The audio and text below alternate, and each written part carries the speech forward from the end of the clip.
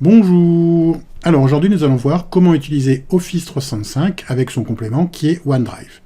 Il eût été possible aussi de traiter du sujet avec Google Applications ainsi que de Google Drive, mais nous restons dans le monde Microsoft. Alors, première chose dans ce cas-là, se connecter sur l'interface d'Office 365 qui est office.com. Vous le trouverez facilement dans un moteur de recherche. Ensuite, on va demander à se connecter. Deux cas de figure. J'ai déjà un identifiant ou j'en ai pas. Ici, je vais dire, j'en ai pas, je vais donc en créer un. Alors, quand je vais créer un identifiant, il me propose ici, il y a déjà un identifiant qui est là, avec Outlook. Donc, je vais dire, non, je vais créer un autre compte. Et il va me demander, qu'est-ce que ce compte? Alors, je vais demander donc à créer le compte avec cette adresse mail, par exemple. C'est une adresse mail Gmail, donc j'aurais pu éventuellement traiter ça aussi avec un Google Drive. Mais bon. Donc, il me demande ici un mot de passe, et je vais mettre un mot de passe ici. Alors, le mot de passe est un mot de passe aléatoire que je changerai par la suite, bien évidemment. Et je demande à changer. Il me demande quand je suis né, je vais dire suivant, c'est obligatoire, comme d'habitude, je vais dire comme beaucoup de comptes qui ne servent à rien. Je suis né un 1er avril, et souvent pour être considéré comme ayant au moins un certain âge, je vais dire 2000. Voilà. Si vous me regardez, bien évidemment, vous voyez que c'est faux. J'ai tout lu, j'ai tout compris. Non, ça, je m'en fous un peu. Et il me dit donc que je dois renseigner le code que j'ai reçu par mail. Alors, bien évidemment, j'avais ouvert ma boîte mail préalablement, et oh, surprise, sur cette boîte mail, je me connecte ici, je fais une sélection, je vais copier ce code, et je vais le coller ici. Le code étant collé, je ne vais pas forcément cocher que j'aimerais recevoir des informations de la part de Microsoft, et je vais dire suivant. Donc il va valider mon compte, et il me demande est-ce que je veux créer un compte. Alors, pour ça, il va falloir que je résolve une énigme. Alors, appuyez sur les flèches pour faire pivoter l'image. Voilà, c'est bon. Lorsque l'image est dans le bon sens, appuyez sur terminer. Bon, on peut dire que c'est dans le bon sens. Bien, j'ai mis ça quand même en 9 secondes et des brouettes. Donc, c'est pas forcément tip-top. Je pourrais faire mieux, certainement. Au bout d'un temps gratuit, il me dit, voilà, je vous propose d'utiliser les applications gratuites ou d'utiliser Microsoft Office 365 sur un appareil, etc., en passant avec la version Premium. Ou là, moi, je veux dire, je vais préférer donc rien du tout, je ne vais pas passer à la version Premium, je vais donc cliquer sur l'offre actuelle et je vais cliquer sur suivant. Il me dit, vous n'êtes pas prêt à acheter, démarrer Office gratuitement sur le web, oui, c'est mon cas. Alors, bien évidemment, suivant certaines universités, beaucoup disposent d'une suite Office qui est intégrée pour les étudiants. C'est pas le cas pour l'UBO. Pour l'instant, on espère que néanmoins, ce problème sera réglé sous peu. Il me dit, voilà, blablabla, ok, je suis content, et voilà, et j'ai créé mon compte. Voilà. Il me dit, voilà le lanceur d'application. Bon, alors le lanceur d'application, je vais pouvoir le trouver ici, par exemple, toujours là, ce petit lanceur qui permettra d'avoir les différentes applications auxquelles je peux accéder. Donc, je dis OK par rapport à ce message-là, et je me retrouve devant mon compte, en sachant qu'ici, il n'y a aucun document de présent. Alors, c'est vrai que ça peut être un peu gênant par rapport à ça, mais c'est le cas. Alors, l'interface, quelle est-elle? Si on peut voir ici, on a donc différentes solutions qui sont là, qui sont disponibles, que vous connaissez peut-être ou pas. S'il y a certains, vous avez peut-être vu déjà les vidéos, comme Word, Excel et PowerPoint. Outlook aussi, OneDrive c'est en cours, c'est cette vidéo. Des solutions comme Teams qu'on n'a pas traité, mais qui sont un outil extrêmement intéressant de travail collaboratif. Et vous avez aussi OneNote pour la prise de notes et la gestion de vos notes, etc., etc. Il y a ce nombre d'applications. Alors attention, les applications ne sont pas forcément les mêmes si vous avez une version pro, bien évidemment. Si vous regardez ici, vous avez la possibilité de vous dire « Ah, je vais pouvoir installer Office ». Si vous cliquez ici, il vous dit « Ben oui, installer Office, d'accord, mais dans ce cas-là, il faut passer à la version Premium ». C'est pour ça que vous avez aussi l'icône « Acheter Office » ici. 3 petites icônes ici, pour l'instant qui ne servent à rien, puisqu'il n'y a rien. C'est récent, épinglé et partagé avec moi. Alors, on peut aussi demander ici à créer de nouveaux documents Office en ligne. Si je demande ici, il me dit qu'est-ce que je veux créer, et je vois que j'ai un certain nombre de choses qui sont là. Je retrouve aussi, comme dans les Google Forms, des formulaires, des questionnaires, des choses comme ça. Alors, si vous utilisez des outils comme Sphinx, bien évidemment, les Google Forms et les formulaires de Microsoft sont totalement inutiles, mais ça peut, si jamais vous n'avez aucune solution, ça peut vous permettre de pouvoir créer des formulaires en ligne sans aucun problème. Alors ici, je vais créer un document Word, par exemple, par rapport à ça. Et je me retrouve ici devant un document Word qui est ce qu'il est, il n'y a pas de souci, trop par rapport à ça. Je vais tester. J'ai testé donc la fonction rand, qui est une fonction qui permet de régénérer du code aléatoire par rapport à ça. Alors le code est en anglais ici, il aurait été en français, j'avais une version locale française. Alors, première chose par rapport à ça, ce document, il n'a pas de nom. Il n'a pas de nom, donc je peux aller dans le menu fichier, et je vois qu'il y a, par exemple, enregistrer sous. Et si je vois enregistrer sous, je vois qu'il y a un truc qui s'appelle renommer. Et renommer va me permettre de pouvoir lui donner un nom. Alors je peux l'appeler test de document Word. Bon, c'est pas forcément original, mais ça a le mérite d'exister. Donc, ce document maintenant s'appelle test de document Word, et si je le ferme, alors c'est là l'intérêt aussi, si je dis, voilà, je vais revenir directement ici à OneDrive. Je vois que maintenant, ici, alors il me dit, comme c'est la première fois que je me connecte à OneDrive, il me dit, voilà, on va commencer, bienvenue de votre compte, je dis, ok, début, qu'est-ce qu'il me dit, vous pouvez mettre des photos, ok. Alors, attention, le compte est très limité, dans la mesure où vous avez le droit à 15 Go. Alors, ça peut varier suivant les années, suivant les choses, mais c'est quand même assez limité. Il me propose aussi, bien sûr, de pouvoir acheter la version premium pour la modique somme de 7 € par mois. Alors, dans ce cas-là, je vais pouvoir ici voir mes fichiers. Mes fichiers, je vois ici que j'ai mon document qui est là. Je vois mes documents récents qui sont là aussi. Il y en a qu'un pour l'instant, etc. Je vois les photos, il n'y en a pas. Je peux aussi demander à venir ici sur Office 365 et là, je reviens sur mon tableau de bord que j'ai pu voir tout à l'heure. Alors, je vois que mon document est là, il n'y a pas de souci par rapport à ça. Alors, l'inconvénient, c'est que c'est les documents qui sont les derniers à utiliser. Alors, je vais peut-être demander à créer d'autres documents par d'autres biais. Ici, je vais demander par exemple à créer un document PowerPoint.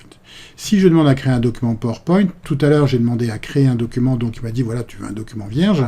Mais si je demande à créer un document par là, il me dit, voilà, est-ce que tu veux faire un document vierge ou est-ce que tu veux déjà utiliser quelque chose? Alors, on a déjà un certain nombre de thèmes qui sont là. Certains sont dits premium. Donc, premium, ça veut dire qu'ils ne sont accessibles que si jamais j'ai acquis une licence. Et je peux demander autre. Et je vois ici, j'ai un certain nombre de thèmes qui sont là, des thèmes que l'on reconnaît rapidement, que l'étudiant utilise souvent. Je vais prendre quelque chose qui pourrait être en relation avec les glénans. Pourquoi pas savon ou rond dans l'eau. Rond dans l'eau, c'est très bien. Je vais cliquer sur rond dans l'eau et je vais charger donc une présentation. Une présentation PowerPoint qui est donc là avec des ronds dans l'eau. Alors, je peux demander à créer une nouvelle diapositive. Bien évidemment, la nouvelle diapositive qui est créée, c'est une diapositive, là on voit une diapositive de titre, et comme dans PowerPoint, il me crée une nouvelle diapositive. Bon, pareil par rapport à ça, je vais dire, je vais renommer ce fichier, fichier donc enregistré sous, renommer, et je vais l'appeler donc test de PPT X, peut-être, ce sera plus simple, voilà. Voilà, ça c'est fait aussi. Donc, maintenant, mes documents, je peux les traiter. Alors, on va peut-être retourner faire un tour dans OneDrive et commencer à voir aussi qu'on peut charger des documents. Alors, je retourne donc non plus forcément dans Office, le tableau de bord, mais ici directement dans OneDrive, où on a déjà été faire un tour tout à l'heure. Donc, je vois ici qu'il y a des images. Il me dit, voilà, que j'ai la possibilité de faire du partage. On en parlera tout à l'heure. Je vois ici, il y a des images, et dans mes images, il me dit, ce dossier est vide. Logique. Alors, je vais peut-être télécharger les images tant que j'y suis. Si vous regardez, on va retourner dans mes fichiers, on a la possibilité ici de demander à charger des fichiers ou un dossier. Ou on a la possibilité de créer un nouveau, qui soit un nouveau dossier ou un nouveau document de ce type-là, qui sont les documents par défaut. Y compris un format texte brut pour un document qui pourra me servir pour gérer du texte sans mise en forme. Donc ici, je vais pouvoir dire, non, moi je veux charger des images. Alors, je vais demander à charger des fichiers. J'ai préparé ici un certain nombre de documents qui sont donc les documents de Word par rapport à l'index. Hein. Si vous avez géré cette vidéo, vous connaissez déjà cette partie-là. PowerPoint aussi, déclencheur, parce que c'est pas les documents qui sont trop lourds. Et puis un que vous n'avez peut-être pas encore parce que la vidéo n'est pas encore disponible, qui est le restaurant des Glénans, avec tout ce qui concerne les tableaux croisés dynamiques, mais on en reparlera plus tard. Donc ici, j'ai demandé à ouvrir les fichiers. On voit qu'il y a ici chargement de 3 éléments vers mes fichiers. Les éléments arrivent petit à petit. Et les éléments ont donc bien été chargés. J'ai donc le fichier Excel, le fichier Word et le fichier PowerPoint avec une vignette. Je vais maintenant aller dans les images. Et dans les images, pareil, je vais demander à charger des images. Alors, pareil, charger des fichiers. J'ai préparé aussi quelques images qui sont donc prises par le photographe Bernard Hall, dont nous est partie l'association Sextant, hein, qui gère le gîte de mer des Glénans, et je le remercie à ce niveau-là. Et j'ai demandé à ouvrir les images, qui sont pareilles en chargement. Et donc les images, avec en plus le petit gif animé du Glénan d'accueil, hein, qui sont là, qui sont disponibles, pour en faire l'usage que je voudrais. Donc je vois ici que je peux gérer les documents sans aucun problème. Alors, on a vu qu'on pouvait créer des nouveaux documents tout à l'heure, on verra aussi qu'on peut créer des nouveaux dossiers. Ce nouveau dossier, je vais l'appeler par exemple Glénan. Je vais créer le dossier Glénan. Ce dossier Glénan est créé et il n'y a rien dedans. Et bien, je vais pouvoir cocher des documents qui sont là, 3 documents, et je vais pouvoir cocher 3 documents, et ces 3 documents que j'ai cochés, je vais pouvoir les déplacer. Pour ça, vous avez une icône ici qui permet de déplacer, et vous pouvez les enregistrer donc dans le dossier Glénan, et vous pouvez cliquer sur déplacer. Donc je vérifie quand même qu'ils ont bien été transférés dans le dossier Glénan, et si j'ouvre le dossier Glénan, je retrouve bien mes fichiers. Donc on a une gestion de fichiers somme toute classique par rapport à ça. Alors, vous avez remarqué qu'il y avait un coffre-fort qui était là préalablement. Ce coffre-fort me permet de ranger des documents, on ne va pas rentrer là-dedans, c'est pas l'objet de ce cours, mais vous pourrez éventuellement ranger dedans des documents plus sécurisés. Il y a d'autres solutions qui existent, hein, si vous avez besoin de sécuriser des documents par rapport à ça. Alors, donc, on a vu l'interface de OneDrive ici, qui est relativement correcte. On a vu qu'il y avait un stand de photos. Je peux cliquer sur photos, j'arrive directement sur les photos, hein, quel que soit l'endroit où elles soient stockées. Ici, on peut voir qu'il a déjà vu un stand de photos, donc des photos avec du ciel et des photos avec extérieur. Donc, il a fait des catégories de photos par rapport à ça. Donc, je vais pouvoir recliquer là-dessus et demander à retourner sur OneDrive. J'aurais pu revenir en arrière aussi. Ça ne me posait pas de problème. Donc voilà mes documents qui s'affichent au fur et à mesure.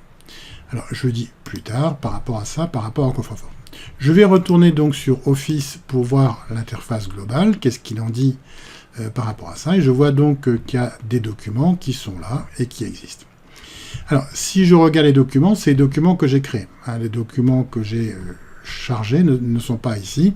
J'aurais pu le faire aussi par rapport à ça en allant chercher des documents ici à charger dans mon dossier. Si je veux un document, je peux demander à voir ici une petite punaise qui permet de dire, voilà, je vais l'épingler. Ce document est épinglé, donc il apparaît en haut. Et si je vais dans épingler, ça me permettra d'avoir les documents qui sont épinglés. Si j'enlève l'épingle, bien évidemment, il n'est plus présent. Alors, à quoi ça peut me servir? Tout simplement, quand j'ai des documents qui sont en traitement courant, qui sont les documents sur lesquels j'ai besoin, soit je les ai rangés dans un dossier et je les recherche, soit éventuellement je peux les épingler, ce qui me permettra de les retrouver plus facilement ici, de façon à pouvoir travailler plus rapidement là-dessus, puisqu'ils sont directement attachés ici. Alors, maintenant, on va passer donc à la partie partage de documents. Parce que ça, l'intérêt de OneDrive, c'est le fait de pouvoir partager les documents. Donc, je vais dans mon dossier Glénan. Et dans mon dossier Glénan, je veux dire que ce document-là, qui est là, éventuellement, je peux faire un certain nombre d'opérations qui sont là, l'ouvrir dans PowerPoint, puisqu'il a reconnu que c'était un PowerPoint. J'ai d'ailleurs ici la petite icône qui est là, comme je vois la petite icône Word ou Excel. Je peux le partager, ce qu'on va voir tout à l'heure. Je peux le télécharger, c'est-à-dire le récupérer sur mon ordinateur, le supprimer aussi par rapport à ça. On en reparlera plus tard là-dessus. Je peux le déplacer pour le mettre dans un autre endroit, mais on a déjà vu qu'on a déplacé ce document qui était dans la racine pour le mettre dans le dossier Glénan. Je peux le copier et je peux le renommer, si jamais c'est besoin. Et je peux aussi l'incorporer. L'incorporation, on n'en parlera pas ici, c'est pas le but. Et je peux voir l'historique des versions, mais on en parlera aussi un peu plus tard par rapport à ça. Alors ici, comme j'ai dit, je vais demander à partager le document. Alors, partager le document, il y a différents types de partage possibles. Le premier type de partage, c'est toutes les personnes qui ont ce lien peuvent modifier le contenu. Alors, ça veut dire quoi? Ça veut dire que toute personne qui pourra avoir accès au lien que je vais générer tout à l'heure pourra donc disposer du fichier et pourra donc le regarder. Attention, si je peux aussi demander des personnes spécifiques. C'est-à-dire que dans ce cas-là, je vais pouvoir nommer les personnes une par une, de façon à ce que l'on puisse dire, ben voilà, ces personnes sont disponibles à ce niveau-là et pourront donc télécharger uniquement celles-là, les personnes. Et uniquement les personnes qui sont spécifiées ici pourront télécharger le document. Celles qui n'ont pas été invitées ne pourront pas le télécharger. Alors, la différence entre les deux, c'est que là, il faut bien évidemment que les personnes aient un compte. Il faut connaître leur compte sur donc l'interface OneDrive ou Office 365. On a vu que même si c'est un compte Gmail, je peux créer un compte OneDrive, Office 365, avec un compte Gmail. Donc, il n'y a pas d'importance par rapport à ça. Je peux envoyer une invitation là-dessus. S'ils ont un compte avec ce mail, ils pourront le créer. Ils pourront l'utiliser. S'ils n'ont pas de compte avec ce mail, ben, ils pourront en créer un, comme j'en ai créé un tout à l'heure. On peut inviter n'importe qui. Ici, l'avantage par rapport à ça, c'est que je n'ai pas besoin de donner nominativement les personnes. Quand il y a plein de personnes, je vous montrerai une vidéo un peu plus tard, hein, justement sur la notion de partage avec les groupes par rapport à ça, mais quand il y a plein de personnes, bah, c'est plus facile de copier un lien. Attention, si ce fichier est quand même sensible pour l'entreprise, il sera utile et préférable, bien évidemment, de demander plutôt des personnes spécifiques. Si jamais vous êtes en entreprise, vous avez pris la version pro et que vous êtes géré par l'entreprise, dans ce cas-là, vous pourrez aussi avoir toutes les personnes qui sont de mon domaine. Dire pour moi, ça peut être leos.fr ou unif-brest.fr. Dans ce cas-là, je vais pouvoir accéder à ces personnes-là. Attention, on n'en a pas parlé préalablement, mais quand vous créez un compte, si jamais votre compte c'est un compte Gmail, il sait que Gmail c'est un compte classique qui n'est pas forcément associé à une entreprise. Par contre, si vous avez un nom de domaine qui est un nom de domaine spécifique, je pense par exemple à leos.fr ou unif-brest.fr, il vous proposera deux solutions de partage. Soit vous êtes un compte entreprise, et dans ce cas-là, c'est l'entreprise qui va gérer ce compte-là, soit c'est un compte qui est un compte personnel. Attention, les deux peuvent coexister, donc ça peut être difficile dans certains cas de figure de savoir lequel est le bon. Réfléchissez quand vous créez avec un compte professionnel, qu'on demandez éventuellement à votre responsable informatique qu'est-ce qu'il en est réellement avant de vous aventurer là-dedans. Donc ici, je vais plutôt demander pour l'instant le lien, et je vois que toute personne ayant le lien est autorisée à faire les modifications. Si je l'autorise uniquement en consultation, il suffit que je décoche la case, et dans ce cas-là, les personnes qui recevront le lien pourront l'utiliser sans faire de modification. Donc je vais demander à appliquer cette partie-là, et je vais demander, toute personne ayant le lien peut consulter le contenu. C'est bien ça. Je ne vais pas rajouter personne, ni de groupe, ni d'email. Alors, on pourrait aussi rajouter des groupes et des mails. Des mails qui ont été créés. Si vous avez un compte personnel comme ici, on peut créer éventuellement un compte family. Ici, je vais demander à copier le lien. J'ai pu récupérer le lien, donc j'ai pu copier le lien. Et par rapport à ça, je vais changer de navigateur. Je vais tester Office 365, par exemple. Je demande d'arriver là-dessus, j'arrive dessus, login, et c'est juste pour regarder, je ne suis pas connecté, je ne suis pas connu, donc je vais pouvoir dire, éventuellement, je colle le lien ici. Donc je colle le lien, et si je regarde ici, la personne a donc bien la possibilité de voir cette diapo, elle peut passer à la diapo suivante, 3, 4, 5, etc. Elle peut cliquer dessus pour aller voir le log, par exemple, avec retour à la carte, donc c'est fonctionnel, c'est le diaporama, mais elle ne pourra pas le modifier, puisqu'on n'a pas demandé à ce que ce soit possible. Mais par contre, elle pourra néanmoins le télécharger et en faire ce qu'elle veut, y compris le réinjecter après là-dessus.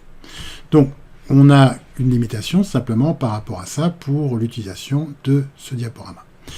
Je vais pouvoir ici retourner donc sur mon outil. J'ai donc pu copier le lien. Si j'avais voulu effectivement partager avec quelqu'un, j'aurais pu, dans ce cas-là, donner le nom des mails des personnes. Donc voilà, présenter succinctement cette partie-là. Alors, je vais travailler sur mon ordinateur, et quand je travaille sur mon ordinateur, j'ai souvent besoin de pouvoir donc disposer de documents directement ici sur mon ordinateur. Alors pour ça, on va pouvoir demander à utiliser OneDrive sur l'ordinateur. C'est-à-dire que ça permettra d'avoir à la fois en local un moins certain nombre d'applications, de documents par rapport à ça. Il me dit qu'il y a OneDrive application, je clique dessus, il me dit voilà, qui es-tu toi? Alors, je vais demander ici à taper le mail que j'ai mis. Non.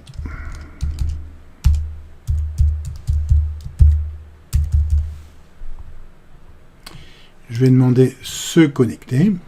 Il me demande bien évidemment le mot de passe que j'ai encore dans le presse-papier et que je colle. Et je me connecte. Il me dit suivant, ok, je vais dire envoyer des données facultatives pour contribuer à améliorer. Ça ne mange pas de pain, accepter. Je redis suivant. Il me dit passer, toujours pareil, hein, c'est une entreprise commerciale. Je vais dire suivant, suivant. 3 petites icônes qui sont disponibles. En gros, ces 3 petites icônes vont me permettre de savoir qu'un document est en ligne uniquement. En ligne uniquement, c'est-à-dire que si ma coupure Internet a lieu, je ne peux plus y accéder, je ne pourrai pas le télécharger. D'accord? Si le document est sur cet appareil-là simplement, ça signifie qu'il ne sera pas disponible en ligne pour les personnes avec qui je pourrais éventuellement le partager. Et ce document est toujours disponible, c'est-à-dire que dans ce cas-là, que ce soit en ligne ou pas, je pourrais y accéder. Bien évidemment, si je fais des modifications alors que la connexion Internet est coupée, cela va me faire perdre, bien évidemment, un certain nombre de charges. Et donc, il faudra vérifier que tout a bien été mis à jour par rapport à ça. Alors, je vais dire OK, télécharger l'application mobile. Je n'ai pas besoin pour l'instant. Je vais demander plus tard. Et je vais demander à aller ouvrir mon OneDrive. Donc ici, je vois que j'ai un OneDrive qui est disponible. Ce OneDrive ici va me permettre de voir, je retrouve mes documents qui sont là. Alors, je vois que le coffre-fort, je vois les documents qui sont là. Et il faudra bien évidemment un certain temps pour que tous ces documents-là soient synchronisés. C'est-à-dire que si je reviens plus tard, je pourrai voir que effectivement ils sont devenus verts parce que ils ont été synchronisés. Nous allons voir comment pouvoir rajouter un compte professionnel OneDrive sur un ordinateur. Alors, si vous avez le petit nuage en bas à droite, à côté de l'horloge, vous pouvez cliquer dessus et vous voyez apparaître donc un menu qui vous présente les différents fichiers qui sont à jour ou pas. Et vous avez aussi, en tout en bas, un bouton Aide et paramètres. Si vous cliquez sur ce bouton Aide et paramètres, vous pouvez cliquer ensuite sur le lien paramètres, ce qui vous permet d'avoir une boîte de dialogue ici, vous demandant donc de rajouter éventuellement, de pouvoir rajouter un certain nombre de choses. Alors, on ne va pas parler des autres paramètres, c'est pas le but ici de faire du paramétrage, mais on a ici la possibilité de rajouter un compte. On s'aperçoit au passage que contrairement à ce qui a été dit précédemment, ce n'est pas 15 Go, mais 5 Go de documents. Si c'est pour faire de la bureautique, il n'y a aucun souci, avec 5 Go, vous avez de quoi mettre un certain nombre de centaines, voire de milliers, de dizaines de milliers de documents. Par contre, si vous utilisez des images, on va se retrouver très vite un petit peu coincé par rapport à 5 Go d'utilisation. C'est pour ça que le compte professionnel avec 1 Tera est intéressant, même si 1 Tera, pareil, suivant ce que vous faites, ça peut très vite devenir plein. Donc tout dépend de l'usage que vous en avez. Alors ici, je demande à rajouter un compte. Il me dit, voilà, je vais pouvoir mettre l'adresse électronique qui est en rapport avec ce compte. Donc ici, je vais taper l'adresse de mon domaine et je vais me demander à me connecter. Il va me dire, comme j'ai un compte ici qui existe en 2 parties, qui existe à la fois en compte personnel et en compte professionnel, attention, dans ce cas-là, comme je l'ai dit précédemment, vous avez la possibilité d'avoir à la fois un compte personnel et un compte professionnel avec une adresse. Si l'adresse n'a pas été reconnue par rapport à ça, je pense à une adresse Gmail par exemple, qui en principe est toujours un compte personnel, même si on voit des entreprises qui utilisent l'adresse Gmail à titre professionnel normalement. Si vous avez un nom de domaine comme leos.fr ou init-brest.fr, il vous demande est-ce que cette adresse est professionnelle ou scolaire, ou est-ce qu'elle est personnelle, parce que vous pouvez très bien utiliser les deux. Attention à bien regarder par rapport à ça, et en cas de doute, vous pouvez toujours contacter le service informatique de votre entreprise ou de votre structure. Donc ici, c'est un compte professionnel que j'utilise. Je vais donc demander ici à valider. Donc je vais pouvoir saisir le mot de passe qui est associé à ce compte. Et je me connecte. Il me prévient votre dossier OneDrive, patati patata. Je dis suivant. Je veux utiliser... Alors il me trouve que j'ai déjà installé OneDrive sur cet ordinateur. Donc il me prévient que je peux utiliser un dossier qui est déjà créé. Je vais dire oui, on va utiliser ce dossier-là. Et ce dossier est gréé. Je vois d'ailleurs que j'ai toujours mon OneDrive personnel qui est là, ainsi que le OneDrive les hosts qui est maintenant là. Je peux cliquer sur suivant éventuellement, regarder le partage dossier, c'est la même chose. Je retrouve ici les icônes que l'on va pouvoir voir tout à l'heure, hein, en ligne uniquement sur cet appareil et toujours disponible.